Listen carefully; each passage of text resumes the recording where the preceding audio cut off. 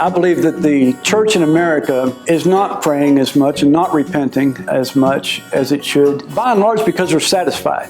And I think that people are just satisfied with life right now. And I see that they're busy building bigger barns. I think that a lot of folks are chasing after Satan's trinkets instead of God's treasures.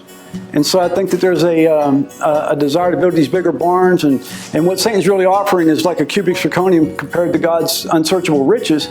And yet most Christians are busy all week long. My wife and I went out on a drive one Sunday afternoon right after church and rode around and saw soccer fields full of kids and families out there, and they had time for that.